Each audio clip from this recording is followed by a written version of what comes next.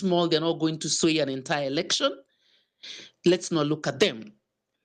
But those things could sway a whole election. No one has ever looked keenly or talked about Smartmatic and how Kenyan data is diverted and changed. Or a logarithm is set to change or sway the data. That is what happens on Kenyan election. This is not local. This is not something done locally. It is an international manipulation of a Kenyan election. Someone needs to write a document about how we've lost our sovereignty. That's why when our president was sworn into office, he has done everything that's a foreign policy. It's not a Kenyan policy. In the Kibaki administration, we had public participation about GMO. Documents sit in parliament. But what did Ruto do? Immediately he came in, he lifted the ban on GMO. No public participation, nothing discussed in parliament, and GMO was allowed in Kenya. Every single loan that is coming to Kenya right now through IMF and World Bank has a social economic agenda attached to it. We give you this loan, you pass this bill, you pass this bill.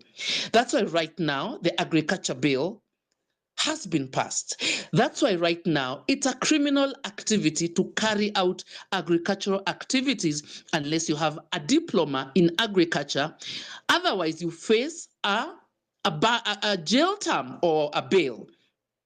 If anyone is willing, lawyers listening to this, please audit every single bill that has been passed in the Kenyan parliament. It's a foreign agenda. It's not a Kenyan agenda. Social economic structures, like on the 24th of July, there's a case, there are Kenyan agriculturists who have come together who are suing because it's now criminal to share seeds in Kenya. These are legislations that have gone through the parliament. That's why I would say this is the worst government I've ever seen as a Kenyan, because no one cares about the bills they have passed in that parliament.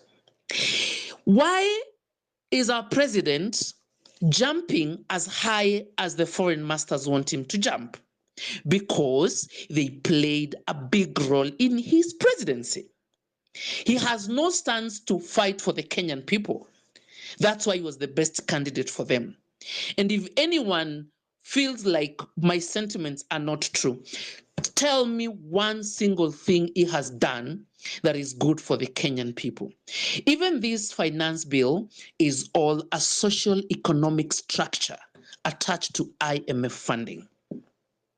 When you study all these things that have happened in this country, you realize the foreign hand in the Kenyan democracy, it is so huge. And I will shock you when I tell you, even on the opposition side,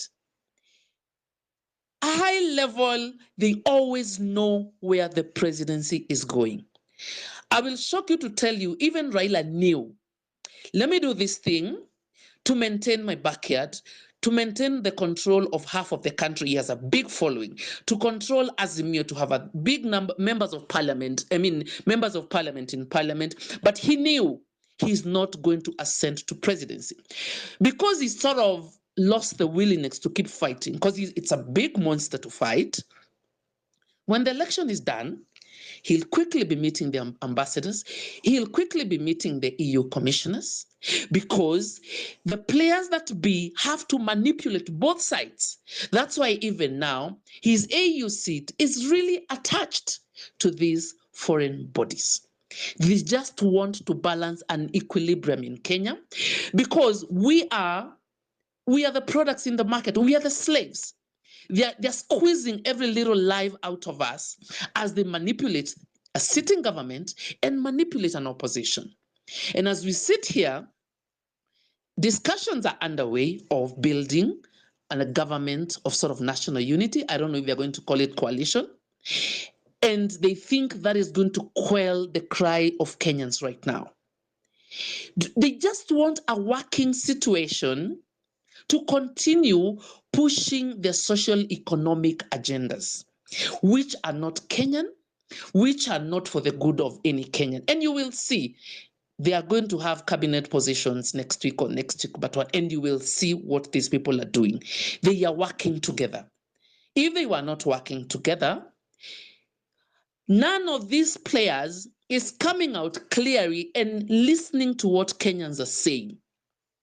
Because what Kenyans are saying, this government is not fighting for us. Even on the smallest level, this government is not fighting for Kenyans. If you, for the people that can study and do this, if you study the Venezuelan hand in the Kenyan government, it was huge. The foreigners played a big role in diverting the will of the people. And I will tell you again and again, what you see today is not what Kenyans voted. Thank you, Eric, for your time. Oh, what do you mean? My lord.